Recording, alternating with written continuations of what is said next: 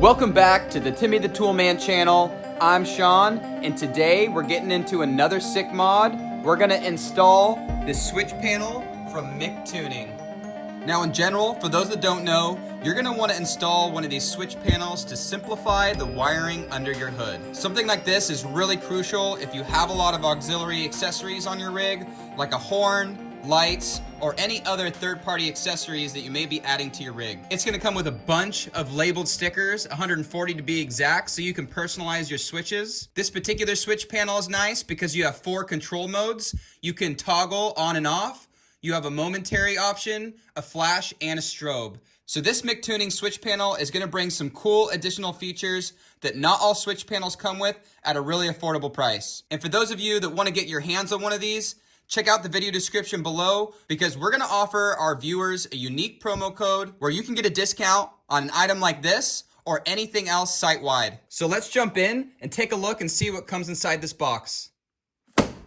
So here's the switch panel itself, and I got the 8-gang switch panel.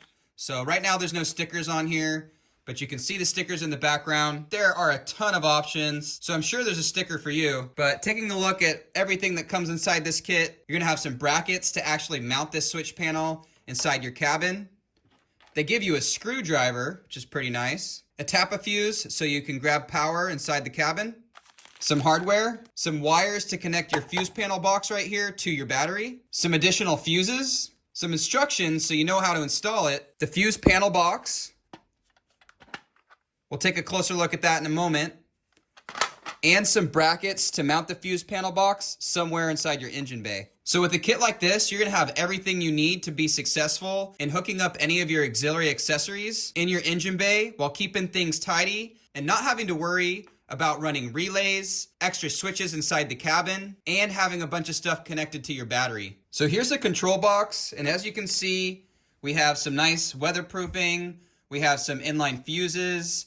Everything inside here has a relay, so it's just a plug and play setup. Now I'm gonna be installing this on my 3rd generation Toyota 4Runner. I haven't quite decided where I'm gonna mount this control box, but of course once we get to the install on the truck, you'll see where it goes. But for the most part, once you get this where you want it, you're gonna be connecting your positive and your negative wires to the appropriate place on this control box. And you'll notice some of these inputs for your accessories have different amperage ratings. So depending on the accessory you're connecting, be sure to connect it in an appropriate place so you don't burn out the fuse and you don't overload this control box with more than it can handle.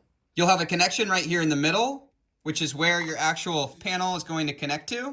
You'll see that little connector there that comes off the lead from the control panel itself. And they give you a fair amount of wiring so you can push this through your firewall and get this panel installed somewhere in your cabin, most likely on your dash somewhere. The other nice thing that this kit provides is additional fuses on the underside of the cover. You can also see that the cover has the positive and the negative positioning when you connect them to the terminals here. Now you'll notice this other wire that has the sheathing over it, which is optional with a 2-pin connector, and that's gonna fit into the switch panel right next to the ACC button, which will then connect to the tap-a-fuse that goes inside the cabin and your fuse kick panel. So you can change the power source from your accessory or your battery. So you have some options. So you'll just slide the power switch to ACC if you want to obtain power from your accessory, or if you want it to come from the battery, the control box will pull power from the battery itself. Now the instructions are really awesome and they go through the control modes,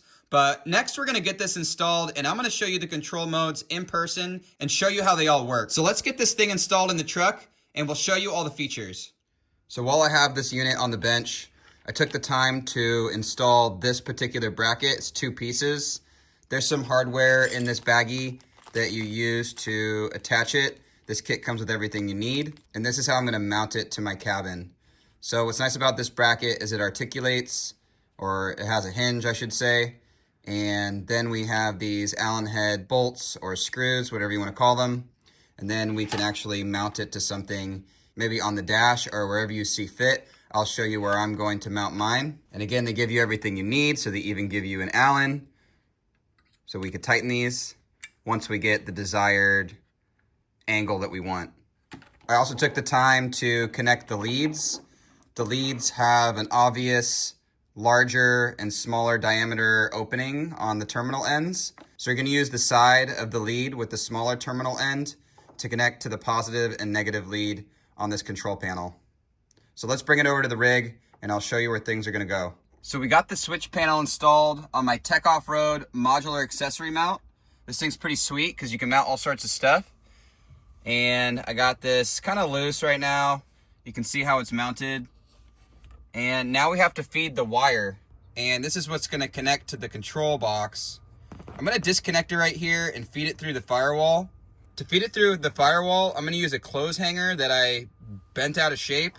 Actually gotta bend this back, but I'm gonna use some electrical tape this up real good, and then push it through the firewall so that I can get it into the engine bay. On this 3rd generation Toyota 4Runner, the firewall is over here by the kick panel, by your left foot.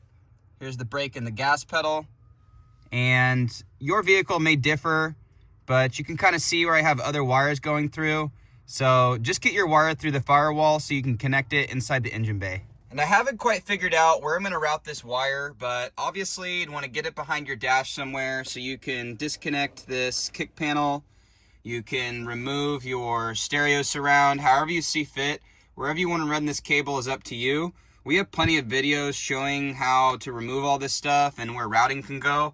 So I don't wanna waste too much time talking about how to remove that stuff. But at the very least, just make sure it's not getting caught in anything down here, preventing you from stepping on the gas or stepping on the brake, or maybe it falling down and getting your foot tangled. So just be aware of that. So for the mounting of this control panel, this is really up to your discretion, and it depends on what you have going on in your engine bay and where you have room. With my setup, I have these Spiker Engineering hood struts, and the problem with these is that they're gonna run right along the fender where I wanna mount this thing. So they give you a couple brackets. I like this bracket, because hypothetically, I could mount it somewhere like that and it would be a pretty clean install, but that's not gonna be an option with this hood strut because it's gonna come down with the hood and make contact in this area. So somehow I'd have to space it out or maybe get this bracket somewhere else in the engine bay. And for the purposes of this install, I'm not gonna waste your time showing you how I made a custom bracket just so I could fit this nice and clean. But another option you have is just to put it on top of your existing fuse box. A lot of people like to do this. So what I think I'm gonna do for now and for the purpose of this video is I'm gonna get some Velcro and get it secured right to the top of this box, establish the positive terminal connection and the negative terminal connection on my battery, and then show you how this thing works and show you all the functions it offers.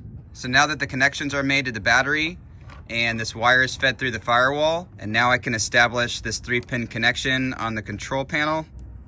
And then I'll just need to make sure I can feed this wire out so that the cover will clear.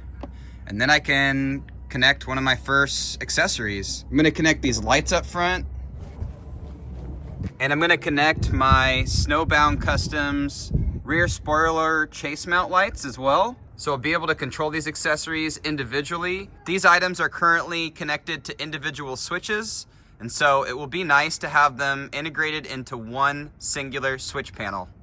And I'll also be connecting this under hood light I have. So when I open up my hood, I can see the light.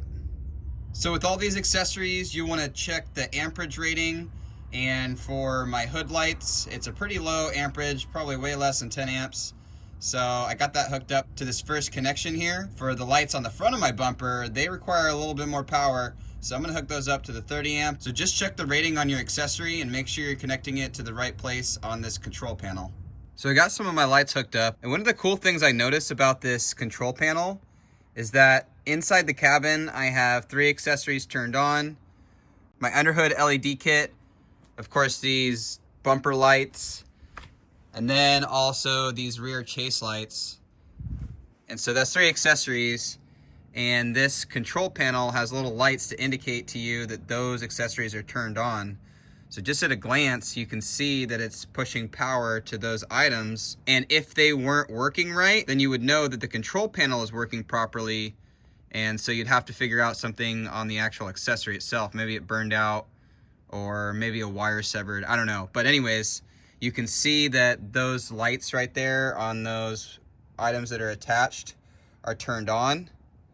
So I just thought it was a cool feature. And if we go inside the cabin and we turn on all the rest of them, even though there's nothing connected, we'll see that all the lights for those accessories, even though there's nothing attached, are also turned on and illuminated. So you know really quick if the fuse is burned out or if it's just working in general, which I think is a cool feature about this control panel. So next we want to show you some of the control modes. You can just turn everything off with this one switch. Everything's off. Everything that was on comes back on. You can adjust the brightness of the LED for the backlights there. I obviously don't have any of the stickers assigned yet because I'm still figuring out what I want to put there, but that's not so critical. You'll still be able to understand how this thing functions. And then this little recirculating button just allows the backlit LEDs to pulse or just stay constant like they are right now.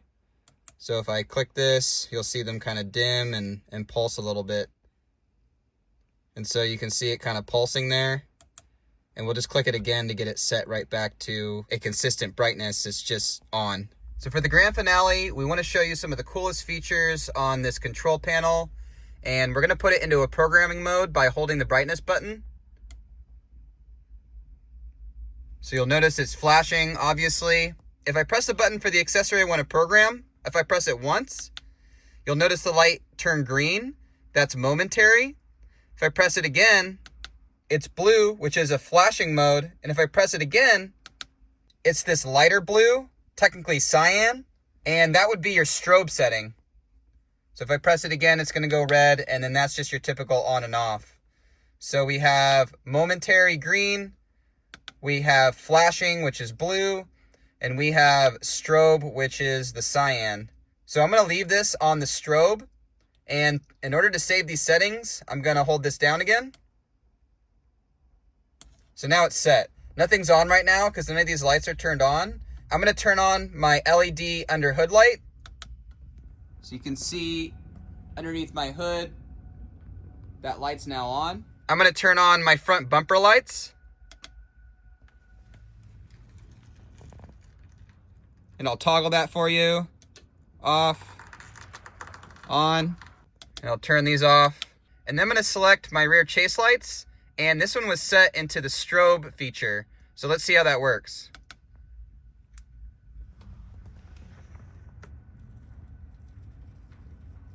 There it is, strobing.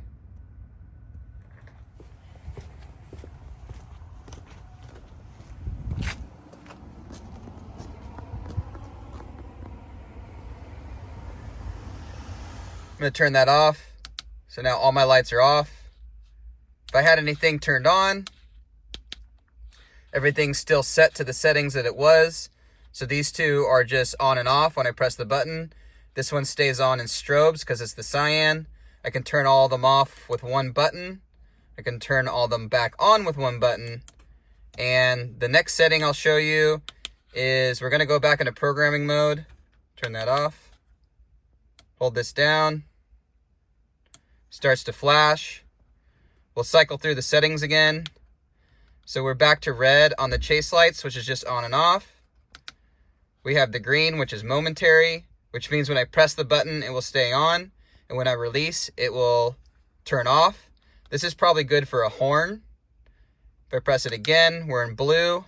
I want to save that setting. So I'm going to hold this down. Now we're set. None of the lights are on, but I'm going to turn on my chase lights again, and we're going to see how the flashing differs from the strobe. So it's just a slower strobe, basically. That's what flashing is. And I'll go ahead and turn that off. So we got some pretty cool options here with this switch panel, and so I'm really impressed with this thing. It actually works really well. It's got some cool features, and as far as some of the other switch panels out there in the same price point, I think this one kind of takes the cake. So I have to recommend this SICMOD. It's definitely certified. And another feature I'd like to mention about this control panel box is that you'll see this switch here, which allows you to switch power from the direct power that's coming in right now from the positive and negative leads to an accessory power. So they give you a cable that you can connect here, hook up to a fuse with the included Tapa fuse, and now this will only get power when you turn on your key, for example, assuming you hooked up the wire to a fuse that only gets power when you turn on the ignition.